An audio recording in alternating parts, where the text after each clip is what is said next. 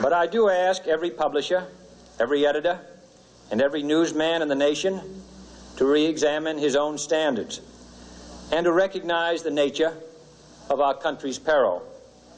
In time of war, the government and the press have customarily joined in an effort based largely on self-discipline to prevent unauthorized disclosures to the enemy. In times of clear and present danger, the courts have held that even the privileged rights of the First Amendment must yield to the public's need for national security. Today, no war has been declared, and however fierce the struggle may be, it may never be declared in the traditional fashion. Our way of life is under attack. Those who make themselves our enemy are advancing around the globe. The survival of our friends is in danger, and yet no war has been declared. No borders have been crossed by marching troops. No missiles have been fired. If the press is awaiting a declaration of war before it imposes the self-discipline of combat conditions, then I can only say that no war ever posed a greater threat to our security. If you are awaiting a finding of clear and present danger, then I can only say that the danger has never been more clear, and its presence has never been more imminent. It requires a change in outlook, a change in tactics, a change in missions by the government, by the people, by every businessman or labor leader, and by every newspaper. For we are opposed around the world by a monolithic and ruthless conspiracy that relies primarily on covert means for expanding its sphere of influence, on infiltration instead of invasion, on subversion instead of elections, on intimidation instead of free choice, on guerrillas by night instead of armies by day. It is a system which has conscripted vast human and material resources into the building of a tightly knit, highly efficient machine that combines military, diplomatic, intelligence, economic, scientific, and political operations. Its preparations are concealed, not published. Its mistakes are buried, not headlined. Its dissenters are silenced, not praised. No expenditure is questioned, no rumor is printed, no secret is revealed. It conducts the Cold War, in short, with a wartime discipline no democracy would ever hope or wish to match. Nevertheless, every democracy recognizes the necessary restraints of national security. And the question remains whether those restraints need to be more strictly observed if we are to oppose this kind of attack as well as outright invasion. For the facts of the matter are that this nation's foes have openly boasted of acquiring through our newspapers information they would otherwise hire agents to acquire through theft, bribery, or espionage. That details of this nation's covert preparations to counter the enemy's covert operations have been available to every newspaper reader, friend and foe alike.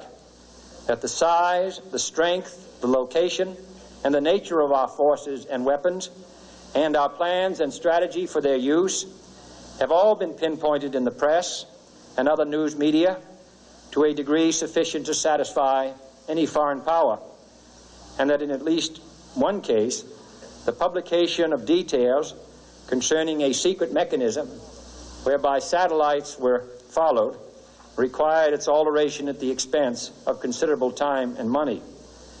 The newspapers which printed these stories were loyal, patriotic, responsible, and well-meaning. Had we been engaged in open warfare, they undoubtedly would not have published such items.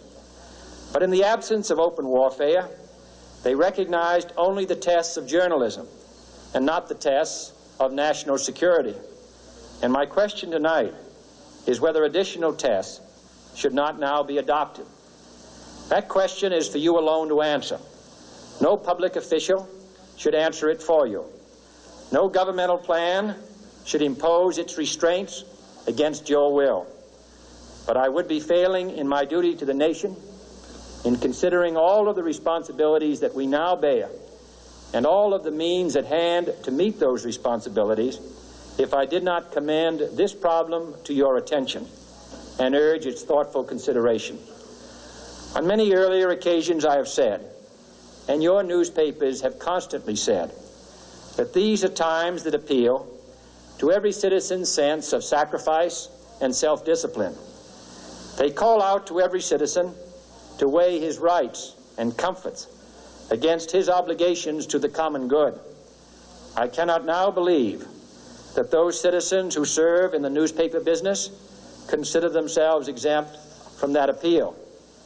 I have no intention of establishing a new Office of War Information to govern the flow of news. I am not suggesting any new forms of censorship or new types of security classifications. I have no easy answer to the dilemma that I have posed and would not seek to impose it if I had one. But I am asking the members of the newspaper profession and the industry in this country to re-examine their own responsibilities, to consider the degree and the nature of the present danger, and to heed the duty of self-restraint which that danger imposes upon us all. Every newspaper now asks itself, with respect to every story, is it news? All I suggest is that you add the question, is it in the interest of national security? And I hope that every group in America, unions and businessmen and public officials at every level, will ask the same question of their endeavors and subject their actions to this same exacting test. And should the press of America consider and recommend the voluntary assumption of specific new steps or machinery, I can assure you that we will cooperate wholeheartedly with those recommendations. Perhaps there will be no recommendations. Perhaps there is no answer to the dilemma faced by a free and open society in a cold and secret war. In times of peace, any discussion of this subject and any action that results are both painful and without precedent. But this is a time of peace and peril which knows no precedent in history. It is the unprecedented nature of this challenge that also gives rise to your second obligation, an obligation which I share, and that is our obligation to inform and alert the American people, to make certain that they possess all the facts that they need and understand them as well, the perils, the prospects, the purposes of our program, and the choices that we face. No president should fear public scrutiny of his program, for from that scrutiny comes understanding, and from that understanding comes support or opposition, and both are necessary. I am not asking your newspapers to support an administration, but I am asking your help in the tremendous task of informing and alerting the American people. For I have complete confidence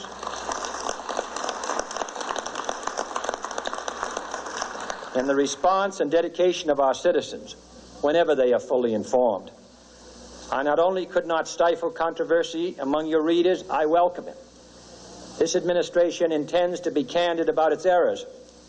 For as a wise man once said, an error doesn't become a mistake until you refuse to correct it. We intend to accept full responsibility for our errors, and we expect you to point them out when we miss them. Without debate, without criticism, no administration and no country can succeed, and no republic can survive.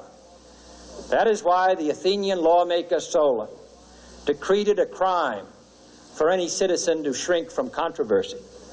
And that is why our press was protected by the First Amendment, the only business in America specifically protected by the Constitution, not primarily to amuse and entertain, not to emphasize the trivial and the sentimental, not to simply give the public what it wants, but to inform, to arouse, to reflect, to state our dangers and our opportunities, to indicate our crises and our choices, to lead, mold, educate, and sometimes even anger public opinion.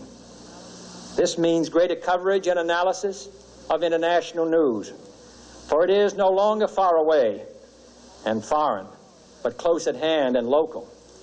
It means greater attention to improved understanding of the news, as well as improved transmission.